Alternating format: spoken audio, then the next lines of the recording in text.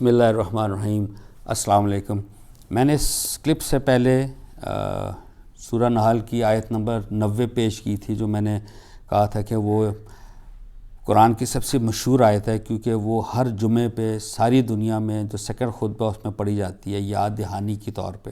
اور میں نے عرض کیا تھا کہ قرآن اپنے آپ کو تذکرہ کہتا ہے، جس کا مطلب ہے یاد دہانی، کہ وہ جو ہم چونکہ ہمارا ایک اخلاقی وجود ہے، ہمیں پتہ ہے برائی کیا ہے اچھائی کیا ہے اخلاقی طور پہ، تو لیکن ہم بھول جاتے ہیں، نظر انداز کر دیتے ہیں. ہم دنیا کے اندر اتنے کھپ جاتے ہیں کہ ہمیں اچھائی نظر نہیں آتی، پرہیز برائی نظر نہیں آتی. ایٹ ٹائمز سب کے ساتھ ہی ہوتا ہے.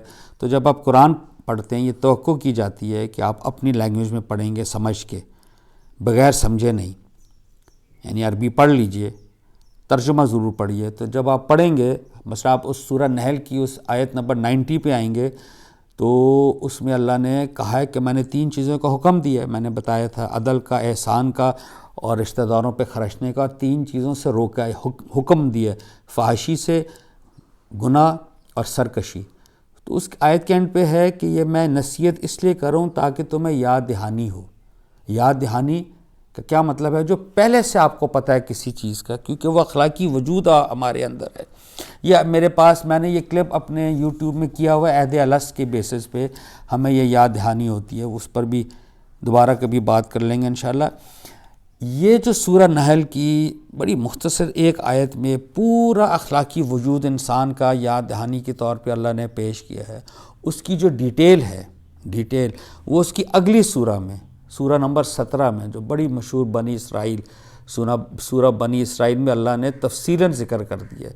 یعنی آیت نمبر غالباً 23 سے 39 تک، تو اس میں 10 احکام اللہ نے دیے ہیں. اور ہم کلیمز کرتے ہیں یا ہم سمجھتے ہیں، جس طرح تورات کو آپ انگلش میں 10 کمانڈمنٹس کہتے ہیں، تو قرآن کی بھی وہ 10 کمانڈمنٹس یہ کانسٹیٹیوٹ کرتی ہیں. اگر آپ گنیں گے تو یہ 10 ہوں گی. میں اس میں بیسیکلی ابھی آپ کے بنیادی طور پہ ابھی آپ کے سامنے میں حاضر ہوا ہوں والدین کے حقوق کے لیے. یہ ہم بچپن سے سنتے آ رہے ہیں، ہم اس کو سمجھتے بھی ہیں، مانتے بھی، عمل بھی کرتے ہیں. ماں باپ کی ہم عزت کرتے ہیں، ان کی بات مانتے ہیں، ان کے سامنے ہم اونچا نہیں بولتے. وہ آتے ہیں، ہم بیٹھے ہم کھڑے ہو جاتے ہیں، ان کو اپنی جگہ دیتے ہیں، ان کے پاؤں دباتے ہیں، سر دباتے ہیں، یہ سب ہے. لیکن چونکہ قرآن یاد دہانی ہے، تو میں آپ کے سامنے ایک پہلو سے وہ بات آپ کے سامنے یاد دہانی کے طور پہ رکھنا چاہتا ہوں. دیکھیں، جو اللہ نے ادھر بات فرمائی اخلاقی وجود کی، تو اللہ نے یہاں فرمایا ہے کہ اگر تم اپنے والدین میں سے کسی ایک کو، دونوں کو یا کسی ایک کو بڑھاپے کی ایج میں سٹیج پہ پاؤ. بڑی خوبصورت بات ہے. بڑھاپے تک آتے آتے والدین دونوں بھی ہو سکتے ہیں، ایک انتقال بھی کر سکتے. اللہ نے کہا ہے کہ دونوں یا ایک جب بڑھاپے کی سٹیج پر ملیں، آپ نے ان کے سامنے بہت نرم رویہ رکھنا ہے. یعنی آپ نے اپنے، کہتے ہیں نا، spread your wings of humility, بالکل ہمبل ہو کے ان کے سامنے ہر وقت پیش ہونا ہے. کبھی ان کے سامنے آبویسلی ایسے اکڑ کے نہیں بیٹھنا اور غلط رویہ نہیں رکھنا. تو اس پہ اللہ پاک فرماتے ہیں کہ ان کے لیے آپ دعا کیجئے. وہ دعا بہت خوبصورت ہے، آئی ایم شور آپ سب کو آتی ہے، لیکن جن کو نہیں آتی ہے وہ آپ دیکھ لیجئے. بہت ہی خوبصورت، ویری شارٹ پریئر. رب ارحمہما کما ربیانی صغیرہ، رب ارحمہما کما ربیانی صغیرہ. اے میرے رب، میرے والدین پر رحم کر جس طرح انہوں نے مجھے پالا تھا جب میں چھوٹا تھا. اب دیکھیں، اس پہ بڑی خوبصورت بات ہے. جب والدین بزرگ ہو جاتے ہیں، بوڑھے ہو جاتے ہیں، ان کی دماغی قوت ختم ہو جاتی ہے، جسمانی قوت ختم ہو جاتی ہے. میری والدہ حیات ہیں ماشاءاللہ. میں ان کو دیکھتا ہوں، کئی منٹ دیکھتا رہتا ہوں کہ وہ جو میری امی جیسی تھیں، جو میرا امیج ہے، وہ بالکل وہ امی غائب ہو چکی ہیں. اب یہ بڑھاپے کی ایک ایسی شکل ہے کہ آپ ان پر رحم ہی کر سکتے ہیں. اور یہ دیکھو، یہ دعا جیسے اس ناتوان حالت میں ان کو ایک کیئر کی ضرورت ہے، تو دعا دیکھیں کیا ہے. یا اللہ، میرے ماں باپ پر رحم کر، کیونکہ اب وہ بالکل ویک ہو گئے، جیسے انہوں نے مجھے پالا تھا جب میں ویک تھا. تو میں جب when I was born and I was a little child، کس طرح ماں باپ آپ کی کیسی ضروریات پوری کرتے ہیں، میں کہتا ہوں ایک ایک ضرورت پوری کرتے ہیں. ان کا پورا کائنات کا جو مرکز ہے وہ بچہ ہوتا ہے، اس کی آرام، اس کا سلانا کھلانا وقت پہ، تو وہ ناتوان ہوتا ہے. تو کیسی ماں اس کے لیے نچھاور کر دیتی ہے اپنی زندگی. تو وہی ہم اللہ سے دعا کر رہے ہیں، یا اللہ جس طرح انہوں نے مجھے پالا تھا اب تو ان کا خیال رکھ. تو یہ دعا آپ کو آنی چاہیے، اس کی اردو بھی آنی چاہیے. اے میرے رب ان پر رحم فرما جیسا کہ انہوں نے بچپن میں مجھے پالا تھا. اور دیکھیے I don't know whether it's good اور بیڈ، لیکن آئی کین اونلی کامنٹ، باہر ملکوں میں، مغربی ممالک میں اولڈ ہومز بن گئے ہیں. جب ماں باپ ہو جاتے ہیں، ان کی جو بھی وجوہات ہیں، وہ نوکری پر جاتے ہیں، جو بھی کرتے ہیں، جی وقت ہی نہیں ملتا، ہم اولڈ ہوم میں کر دیتے ہیں. آپ کرسمس جاتے ہیں یا ایسٹر، اور آپ ان کی حالت دیکھیے. آپ کبھی وہ موویز دیکھیے یا وہ کوئی یوٹیوب پر دیکھ لیجیے اولڈ ہوم میں جس طرح وہ بیچارے بوڑھے ماں باپ اور ماں باپوں کے ساتھ بیٹھے ہیں، لاسٹ سولز. ان کو کیا چاہیے اس وقت؟ میں بتاتا ہوں ان کو کیا چاہیے. میری والدہ حیات ہیں، ان کو کچھ بھی نہیں چاہیے، صرف اس کو شی وانٹس می، کہ میں ان کے پاس بیٹھا رہوں. ان کو اپنی اولاد چاہیے.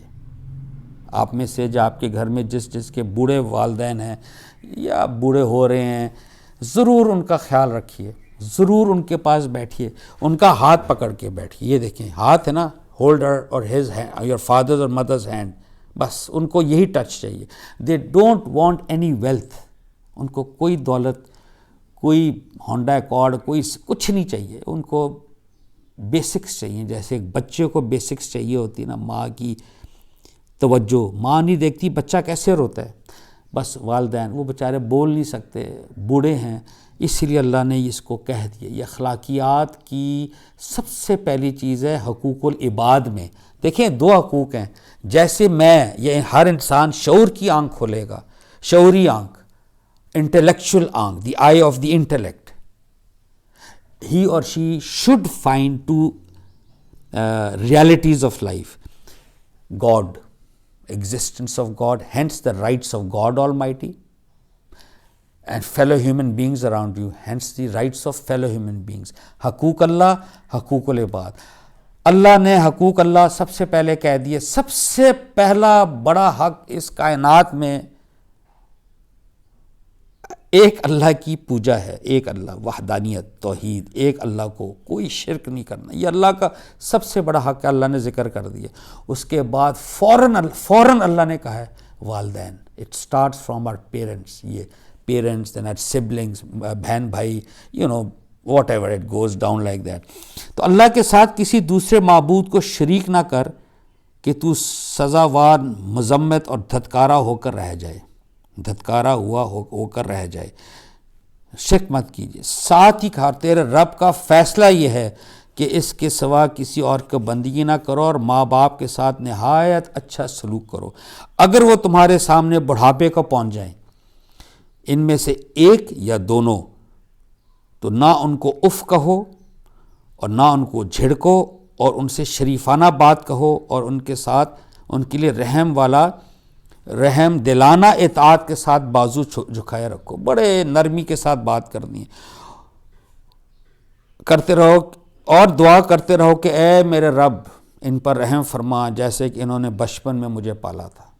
یہ ان کے حقوق ہیں، یہ ہمارے پیرنٹس کے حقوق ہیں.